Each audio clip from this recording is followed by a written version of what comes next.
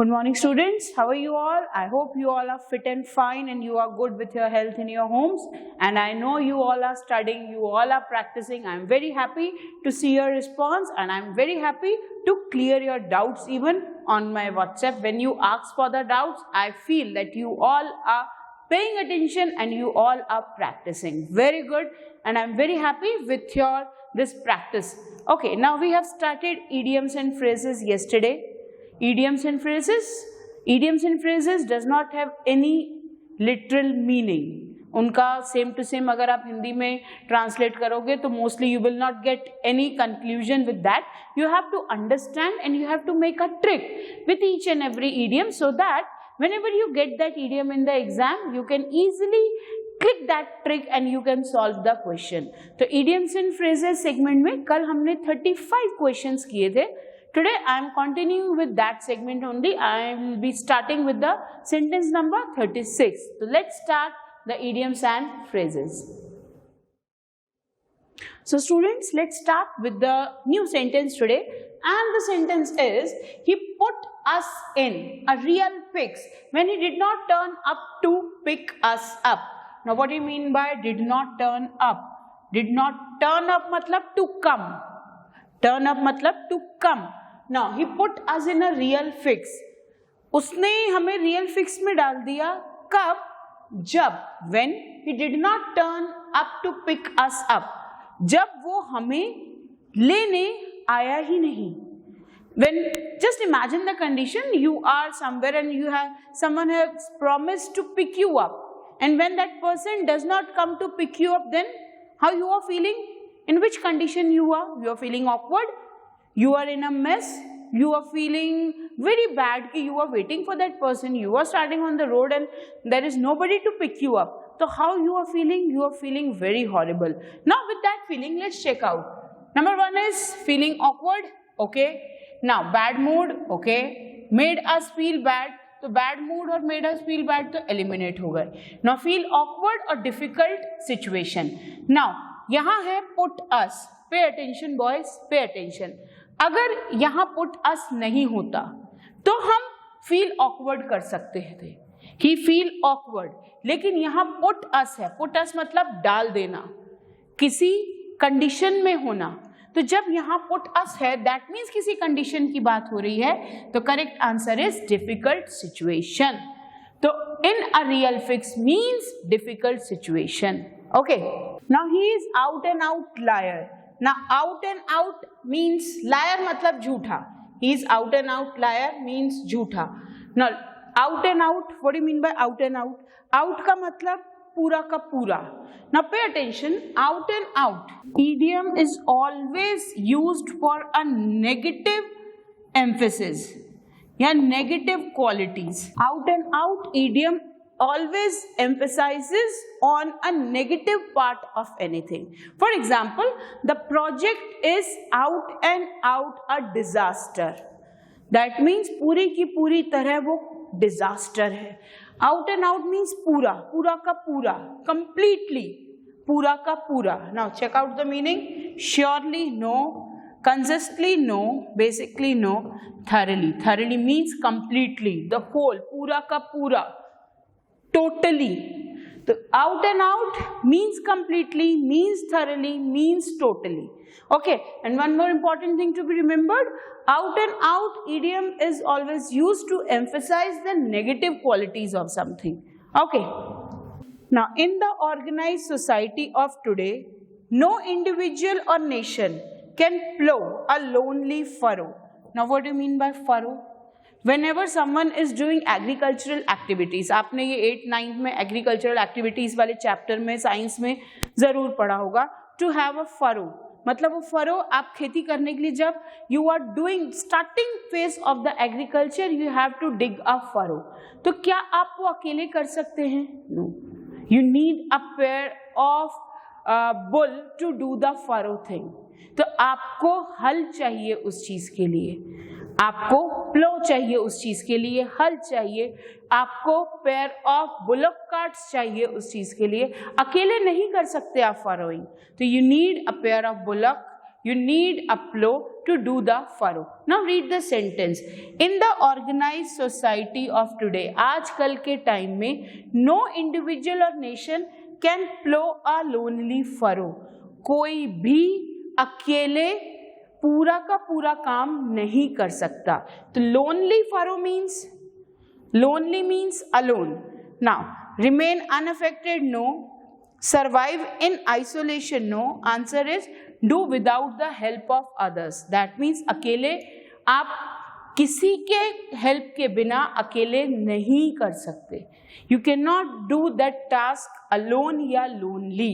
That means to do without the help of others. Now we being in hurry had to cut off a corner to reach the office on time. Now आपको hint दे रहे हैं sentence में, being in a hurry, हम जल्दी में थे इसलिए हमको एक कॉर्नर कट करना पड़ा ऑफिस टाइम पर पहुंचने के लिए. Now to cut off means to reduce, ठीक है. To cut off corner means to skip certain steps to do a task in the easiest और इन द चीपेस्ट और इन द फास्टेस्ट वे. कुछ भी, यहाँ पे स्पीड की बात हो रही है तो फास्टेस्ट आएगा. That means to cut off a corner means किसी भी टास्क को कंप्लीट करने के लिए you are skipping certain steps to do that task in the easiest way, in the cheapest way और इन द फास्टेस्ट वे. अब यहाँ बात क्या हो रही है, स्पीड की. तो यहाँ पर to do some task in a hurry, जल्दी से शॉर्टकट में कर देना. Now to go fast, okay. To take a shortcut, to take an alternative route, ये गलत. नन ऑफ द अबव गलत. टू गो फास्ट और टू टेक अ शॉर्टकट, क्या बेस्ट लगेगा? शॉर्टकट लेना मीन्स आप लॉन्ग वाले रूट को स्किप करके शॉर्टकट से जा रहे हो, तो answer is to take a shortcut.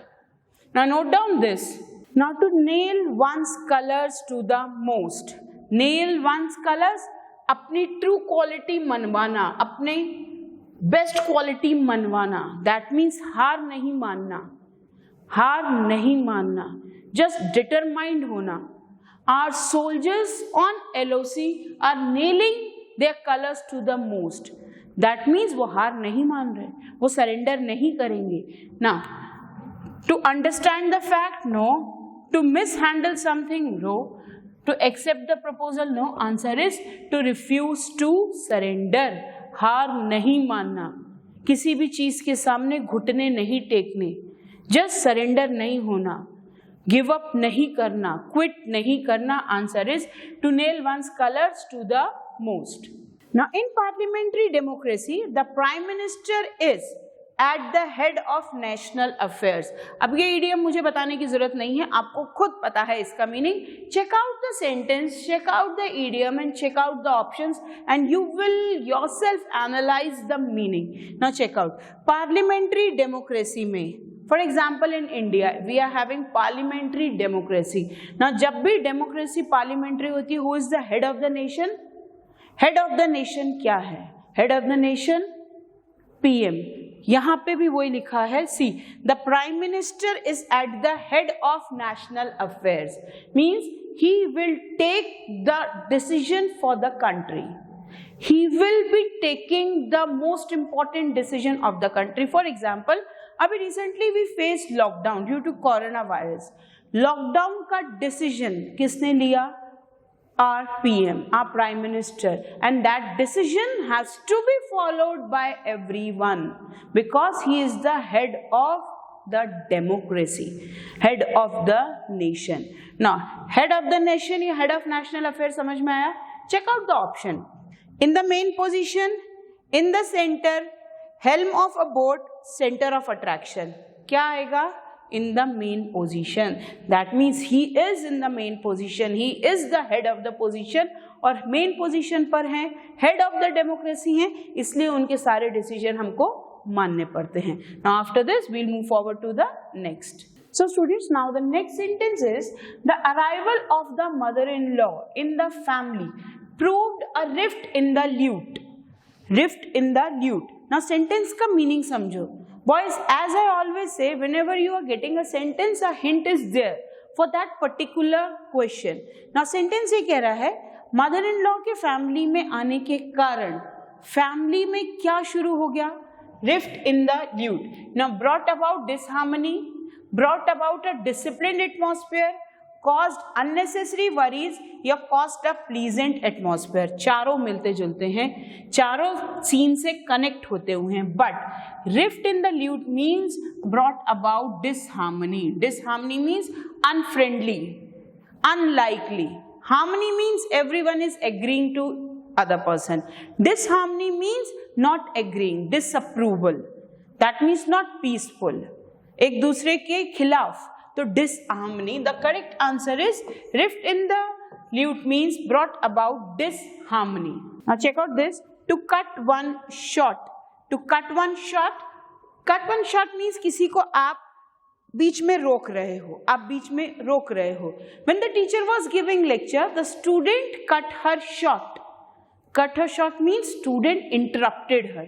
बीच में रोकना. When the principal was giving the speech, some of the students cut him short. That means interrupted him.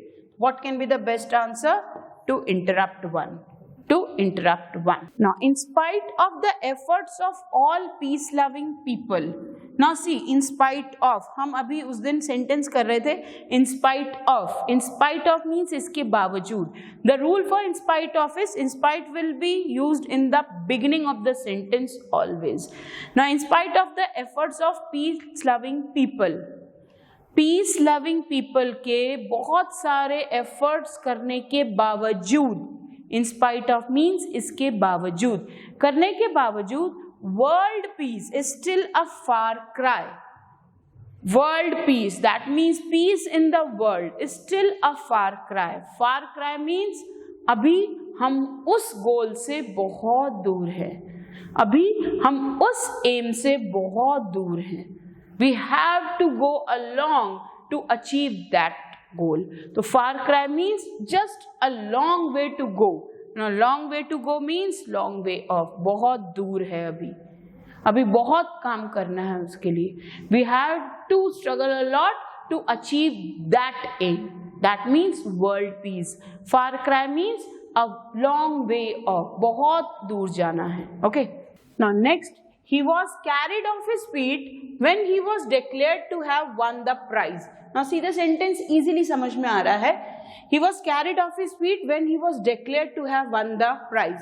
Imagine you have won the prize. आप prize जीतोगे तो how you will behave, how you will feel happy and excited. Imagine you have cracked the NDA exam. Now how you will feel very happy, very excited. The same feeling, the same mood in this idiom. Carried off his feet means उसके पाँव जमीन पर टिक ही नहीं रहे.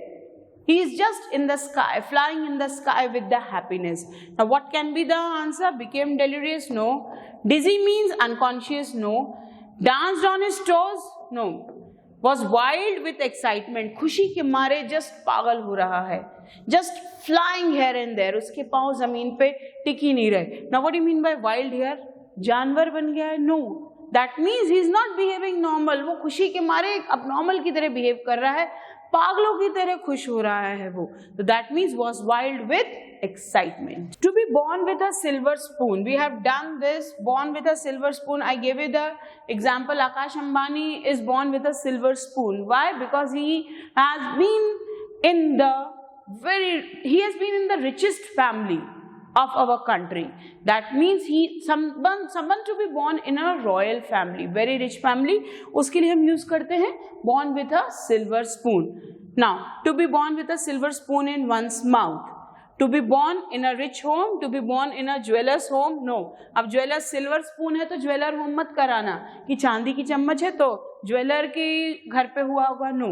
To be fed milk with a silver spoon, no. चांदी की चम्मच से, no. To be at first born child, no. Chandu के चाचा ने चंदू की चाची को चांदी की चम्मच से चटनी चटाई, no. To be born with a silver spoon, to be born in a rich home. That means extremely rich. Now the next. Pankaj had checkered career since I first knew him as an assistant dealer in the transport company. Now check out this checkered. Checkered means checks. Checkered means checks. Now where you can see this checks? Where you can see this checks? कहाँ देखने को मिलेंगे आपको ये checks? Chess के game में। ये checks आपको चेस के गेम में देखने को मिलते हैं। The check have a chequered board. Chess का जो बोर्ड होता है, शतरंज का जो बोर्ड होता है, वो चेक होता है। चेक होते हैं, ब्लैक व्हाइट। हाँ, दैट मीन्स चेकर्ड। ओके, हम बात कर रहे हैं चेकर्ड करियर। चेकर्ड करियर, एक के बाद दूसरा, दूसरे के बाद तीसरा, अलग अलग, सेम नहीं, अलग अलग। दैट मीन्स अगर एक ब्लैक है तो नीचे व्हाइट, देन ब्लैक, देन नीचे व्हाइट, दैट मीन्स अलग अलग। Chequered career. Now check out the options.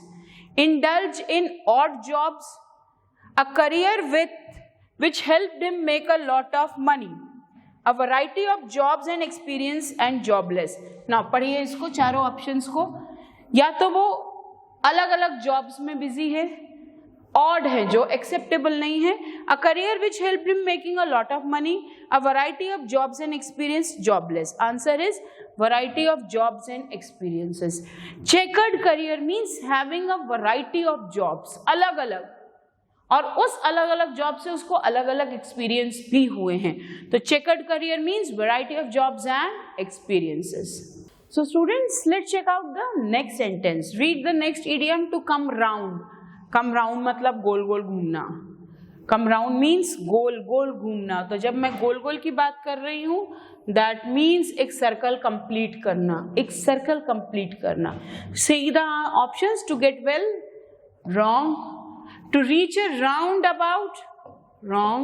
To succeed, wrong. Answer is to complete a circle. As I was not aware of the city, the taxi driver took me to come round to reach the place. That means taxi driver पूरा circle घुमा के मुझे अपनी destination पर छोड़ के गया। Okay, now the next. The authorities took him to task for his negligence. जैसा मैं हमेशा बोलती हूँ आप लोगों को कि हर एक सेंटेंस में आपको एक हिंट मिलेगा ही ना। यहाँ पर the authorities took him for task for negligence. What do you mean by negligence? Negligence means ध्यान नहीं देना। Negligence, आप ध्यान नहीं दे रहे हो, लापरवाही। अब अगर लापरवाही कर रहा है कोई, तो authorities, what the authorities will do? Authorities took him to task, that means authorities क्या करेंगे बेटा? अथॉरिटीज डांट लगाएंगी, अथॉरिटीज आपको पनिशमेंट देंगी, अथॉरिटीज आपको स्कोल्ड करेंगी ना। स्कोल्ड के लिए हमने सिनोनिम्स किए हैं। क्या क्या किए हैं हमने सिनोनिम्स स्कोल्डिंग के लिए? हमने किया है रिब्यूक, हमने किया है रिप्रोच, हमने किया है रिप्रिमांड। क्या? The reprimand is here. The reprimand means to scold, डांट लगाना। ओके, रिप्रिमांड के सिनोनिम्स रिब्यूक, रिप्रोच, सारी चीजें इंटरलिंक्ड हैं। इडियम्स में हम सिनोनिम्स भी कवर कर रहे हैं। Okay, now in the armed forces it is considered a great privilege to die in harness. Now read the sentence. In the armed forces, it is considered a great privilege to die in harness. Now what the idiom is? To die in harness. पहले तो ये बताइए, harness word कहाँ सुना है? harness हमने सुना है, हमने रोडीज देखा है, yes, हमने fear factor देखा है, हमने fear factor देखा है, हमने रोडीज देखा है। Whenever some contestant is doing a risky task, one harness is attached to that person. Harness, a strong, a very thick rope is attached with a hook to that person. That means वो गिरे नहीं, उसको बचा लिया जाए। Okay, एक रस्सी बांध दी जाती है। अगर वो कहीं से जंप कर रहा है तो उसके वेस्ट पे एक रस्सी बांध दी जाती है, and that rope is attached to some anchor somewhere else. तो harness means a support. Okay, एक काम करते हुए आपको एक सपोर्ट मिल रहा है। Clear? Die in harness means in the middle, बीच में हो आप गिर नहीं रहे हो, आप लटक गए हो। नाउ डाई इन हार्नेस, अभी हमने डिस्कस किया harness. Die in harness means आप कुछ काम कर रहे हो और उस टाइम पे किसी पर्सन की डेथ हो जाती है। That means die in harness means death while working on the work place. to die while working on the workplace. Die in harness. Now see the sentence. In the armed forces. अभी बात किसकी हो रही है? Armed forces की. तो armed forces में it's a privilege to die in harness. That means armed forces पे आप क्या काम कर रहे हो? That means you are fighting with the enemy. You are on the battlefield. तो अगर लड़ते लड़ते देश के लिए शहीद हो गए हो, that means it is a privilege. तो die in harness means die while working. यहां स्पेसिफाई किया जा रहा है आर्म्ड फोर्सेस. आर्म्ड फोर्स में वर्क क्या होगा? To fight with the enemy. तो answer is die in the battlefield. जंग के टाइम पे बैटलफील्ड पे मरना. die in harness. Now one more thing to be remember. अगर यहाँ आर्म्ड फोर्सेस नहीं होता, अगर आर्म्ड फोर्सेस नहीं होता तो die in harness का बेस्ट मीनिंग आता die while working. काम करते समय मरना. बट यहाँ पे स्पेसिफाई कर रहे हैं armed forces. That is why die in battlefield. Otherwise die in harness means to die while working. Okay. Now she is a clever girl and she can put 2 and 2 together. Now 2 and 2 together. Now what do you mean by 2 and 2 together? 2 और 2 साथ में रख रहे हैं. That means if you are having the logic of putting 2 and 2 together, 2 plus 2, that means 4. That means आप logic लगा रहे हो. That means आप लॉजिक लगा रहे हो. तो 2 and 2 टुगेदर मीन्स एक बात को दूसरी बात से जोड़ना लॉजिकली. आप कुछ भी डिसीजन पे लॉजिकली आ रहे हो, रीजन से आ रहे हो. सिर्फ ऐसे ही सुन के नहीं आ रहे हो, तुक्के नहीं मार रहे हो. You are coming to a decision while applying some logic and while putting some reason. तो the sentence is clear enough कि she is a clever girl. That means उसको समझता है. She is not a fool. उसको समझता है, वो clever है, and she can put up the logic, she can put up the reason. Now make a formal statement. No. Took very thoughtful. No. Count very well. Draw a logical conclusion. That means जो भी decision वो लेगी वो सोच समझ के लेगी. वो सारे points को consider करके लेगी. वो सारे topics पे बात करके then she will come to the conclusion, and that also logical. सोच समझ कर, logic लगा के, reasons लगा के. Okay. Now he always follows cut and dried religious dogmas. Now what do you mean by dogmas? Dogmas means rules. Dogmas means principles. Dogmas means principles. Dogmas means rules. Now the sentence says that कि religious dogmas को वो follow करती है. कैसे follow करती है? Cut and dried form में. Means religious rules follow करती है. Now cut and dried means easy, simple, plus unchanged. जिसे आप चेंज नहीं कर रहे हो, सिंपल है उस according. Now check out the option. मैंने आपको कट एंड ड्राइड का भी मीनिंग दे दिया, मैंने आपको डॉगमा का भी मीनिंग दे दिया. Now check it out. Works for religion, no. Inflicts injuries. Inflicts means जगाना, प्रोवोक करना, बढ़ाना. No. Behaves honestly, no. Answer है अनऑल्टरेबल. नाउ सी, ऑल्टर करना, alter means to change, alterable means changeable, unalterable means unchangeable. Clear? Unchangeable. आ गया answer? Okay. Now the next. The new boy always had a hard nosed attitude. Hard nosed, nose कैसे hard होगी भाई? Knows hard होती है क्या कभी?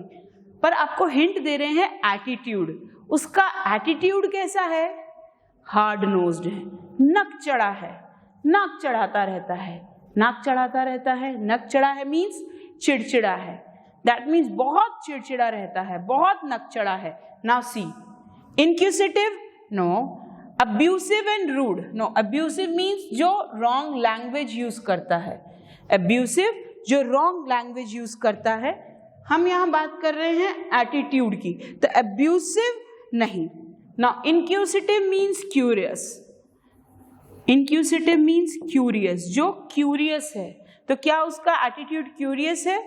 Liberal means very free mind, narrow mind का ऑपोजिट है liberal mind. Tough and aggressive, answer is tough and aggressive, बहुत गुस्सा दिखाता है, बहुत नक चढ़ा है। सॉफ्ट नहीं है, एफेबल नहीं है। What do you mean by affable? We have done this synonym. Affable means friendly, easy to talk with, easy to connect with. उसका ऑपोजिट है hard nosed, means tough and aggressive, हमेशा गुस्से में रहता है, हमेशा नक चढ़ा रहता है। ओके, तो we have completed 53 idioms. Now we will move forward to the next. Now students, the next idiom to turn down. We have done the phrasal verb turn down करना. The girl turned down his proposal. That means लड़की ने उसके proposal को मना कर दिया, reject कर दिया। The government turned down the request of the public to reduce the taxation during the lockdown period. That means government ने पब्लिक की रिक्वेस्ट को रिजेक्ट कर दिया। और क्या रिक्वेस्ट थी? कि टैक्सेशन को रिड्यूस करो लॉकडाउन में, तो गवर्नमेंट ने वो मना कर दिया। Turn down means to reject, मना कर देना, रिजेक्ट कर देना। और इसको याद कैसे रखोगे?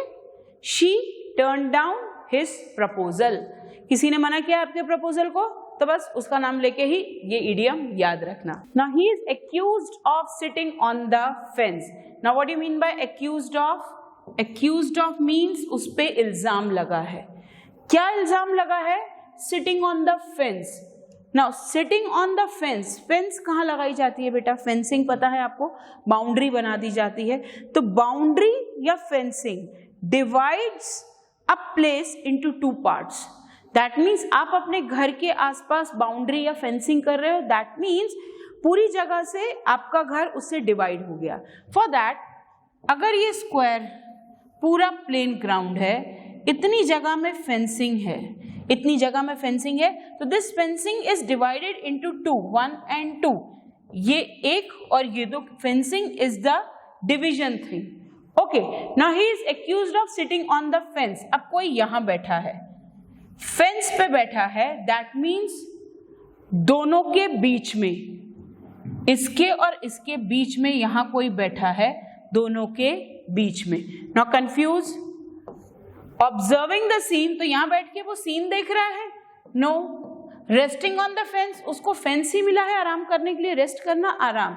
Hesitating between two options, that means वो दोनों में हेजिटेट कर रहा है, इधर जाऊं या इधर जाऊं, इसकी तरफ बोलूं या उसकी तरफ बोलूं, दो ऑप्शंस में फंस के रह गया है वो।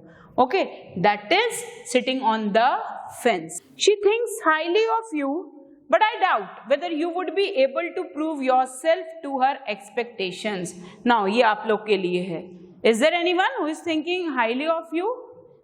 Highly of you, check out that. She thinks highly of you, वो तुम्हारे बारे में बहुत ज्यादा सोचती है, तुम्हारे बारे में ही सोचती है, बट मुझे डाउट है क्या तुम उसकी एक्सपेक्टेशंस पे खरे उतरोगे?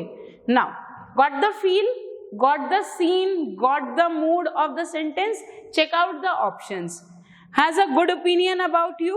Okay, read the next.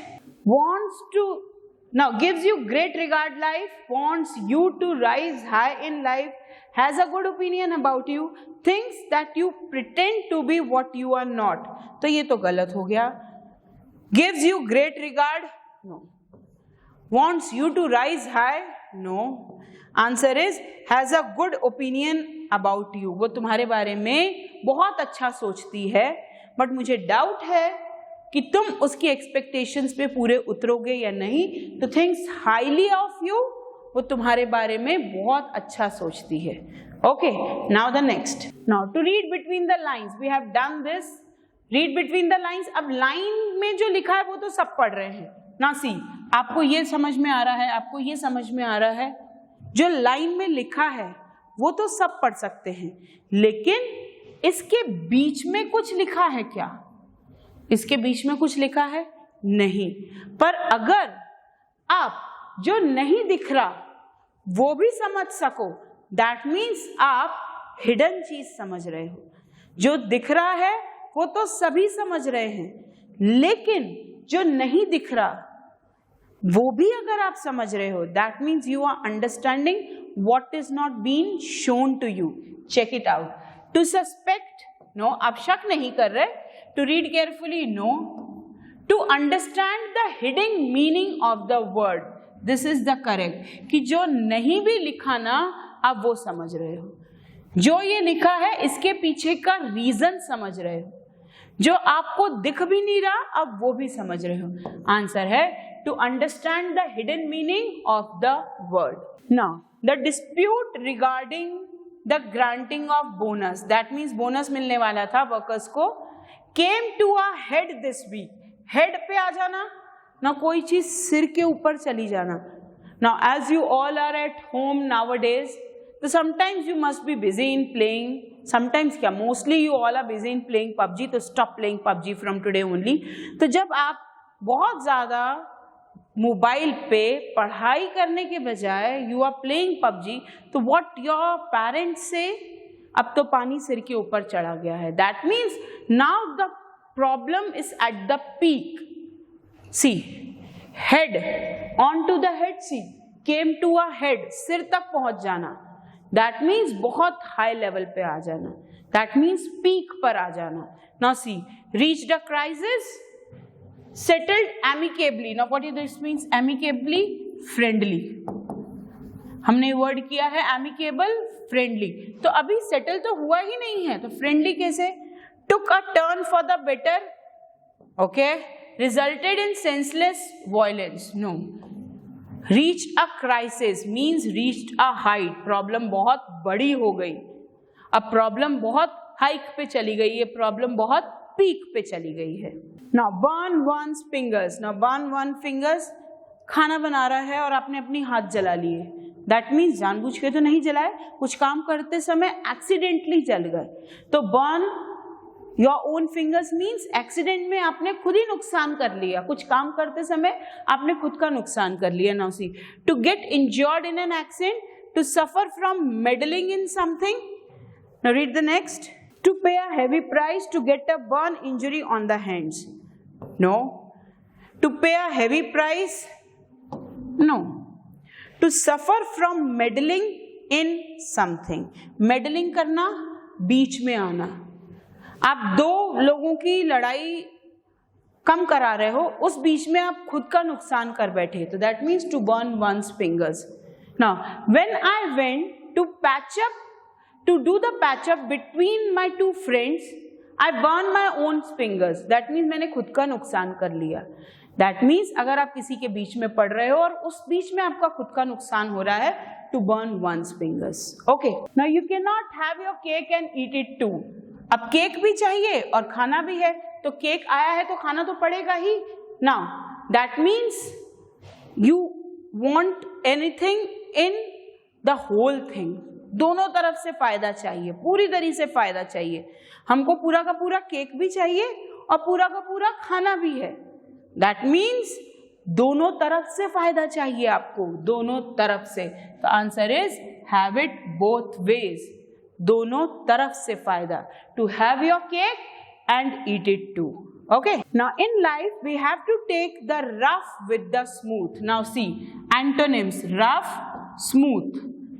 Rough मतलब खराब, स्मूथ मतलब अच्छा. सेंटेंस ये कह रहा है लाइफ में हमें दोनों चीजें एक्सेप्ट करना चाहिए, good time and bad time, rough and smooth. Clear? Now check out the option. Too tough in order to be successful, no. Use pleasant words to make things smooth, no. Accept unpleasant as well as pleasant things. अच्छा और बुरा दोनों चीजों को accept करना चाहिए, rough भी और स्मूथ भी. तो answer is to accept unpleasant as well as pleasant thing. This is the correct answer. Now from hand to mouth. Now nowadays when unlock process is going on for some of the workers, for the migrant workers who migrate from cities to their village, it is to survive nowadays, it is from hand to mouth. That means very difficult to survive. बहुत मुश्किल करना, survive करना बहुत मुश्किल. अपनी earning को अपने expenditure से manage करना. That means अपनी कमाई और अपने खर्चे को manage करना बहुत मुश्किल हो रहा है. check it out. Something repeated often? No. Consuming food? No. Hitting someone by hand on the mouth? No. To survive without saving? That means earning इतनी कम है कि सर्वाइवल मुश्किल हो रहा है, तो सेविंग का तो सवाल ही नहीं उठता. That mean to survive without saving. That means to survive very difficult, to survive in a difficult position. Okay. He is an eloquent speaker. Now who is an eloquent speaker? हमने eloquent competition किया था. Eloquent means fluent. Okay. He is an eloquent speaker and is never. Now is किसके लिए है? He के लिए. And is never at a loss for a suitable word. Now अगर आप fluent speaker हो, आप बहुत fluent बोलते हो, आप अच्छा one more idiom I am giving you. The person who is having the gift of the gab is an eloquent speaker. Now gift of the gab हमने कल ही किया है. Gift of the gab means art of speaking. The one who is having art of speaking is an eloquent speaker. जो fluent speaker है उसको art of speaking आती है ना. तो वो at a loss, तो one who is a eloquent speaker उसको कभी भी बोलते बोलते किसी वर्ड की कमी नहीं होती. दैट मीन्स कभी भी उसको वर्ड्स की शॉर्टेज नहीं होती, बिकॉज वो एक फ्लुएंट स्पीकर है. Check it out. Under a loss? No. To lose something? No. Suffer a loss? No. Answer है to be confuse. That means that person is never confused while speaking, because he knows what to speak and when to speak, because he is a fluent speaker. तो एक तो बहुत अच्छा speaker है, इसलिए कभी भी वो कंफ्यूज नहीं होता कि क्या बोलना है. Okay, now the next. Okay, it is better to have one friend who is as true as steel than to have 50 acquaintances. 50 acquaintances who refuse to recognize you in the hour of your need. 50 acquaintances. पहली बात तो acquaintances का meaning. acquaintances means relatives, रिश्तेदार.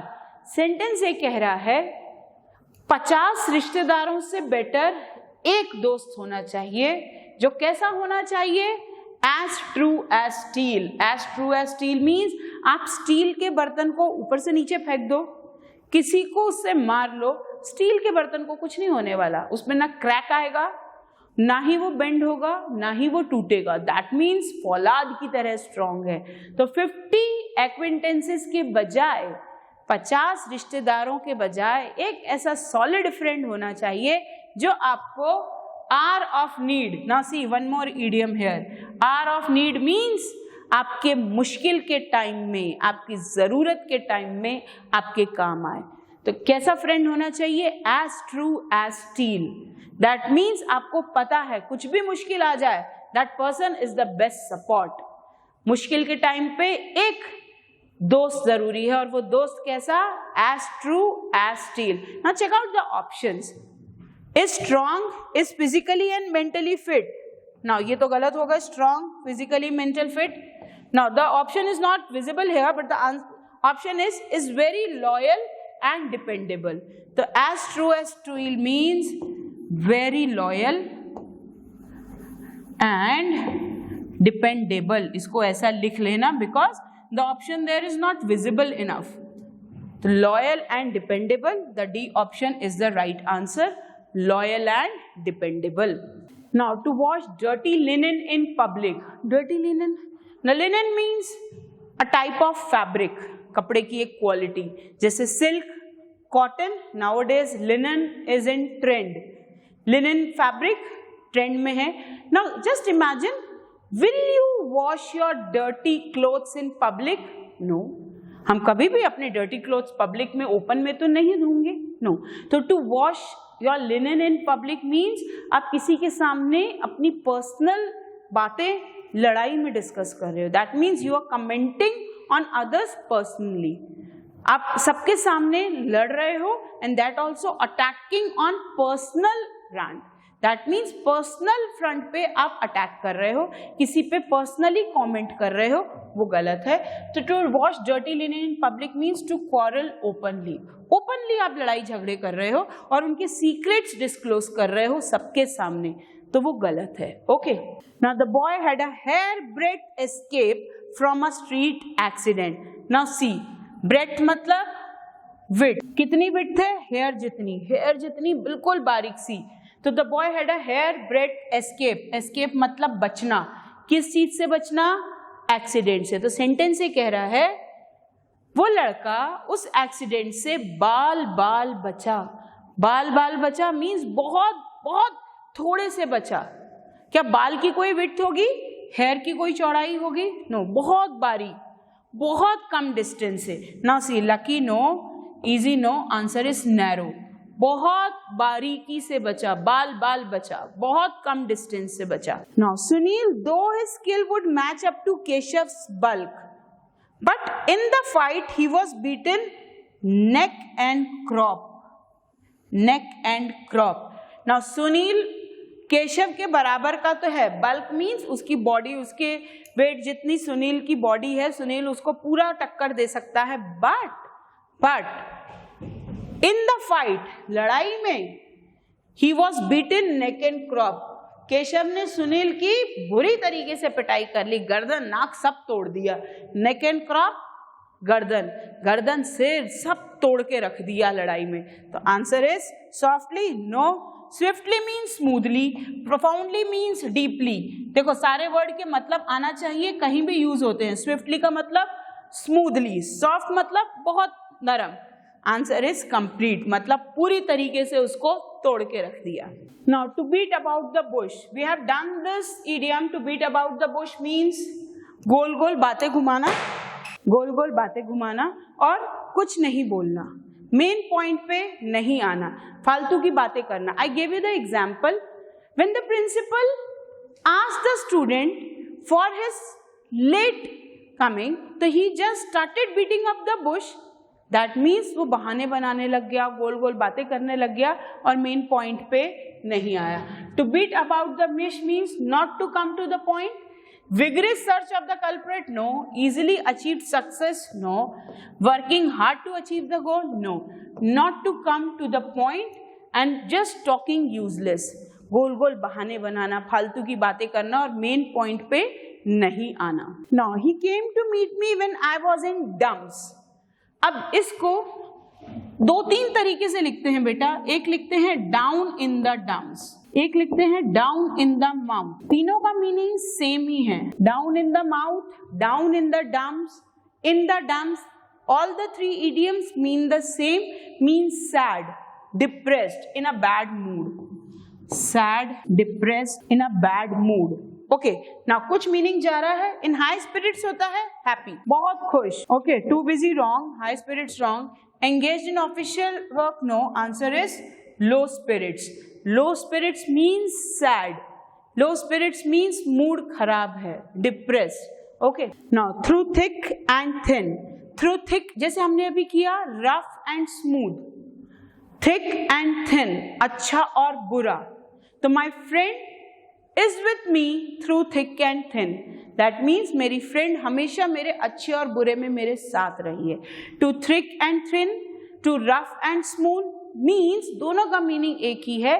To be in good and bad times. Through thick and thin, through rough and smooth, दोनों का meaning same. Now big and small no, large object no, thin and fat no. Answer is under all conditions. Her conditions के अंदर, चाहे वो अच्छा समय है चाहे वो बुरा समय है. In good times and in good times and in bad times. Sorry, thick and thin in good times and in bad times. दोनों का ही meaning through thick and thin and through pleasant and unpleasant conditions. That means through rough and smooth. Okay, now till 70 sentences we have done. All this for today. We have done 35 sentences today. Tomorrow again I'll continue with the idioms and phrases. Till then, work hard, study hard, be safe. Thank you.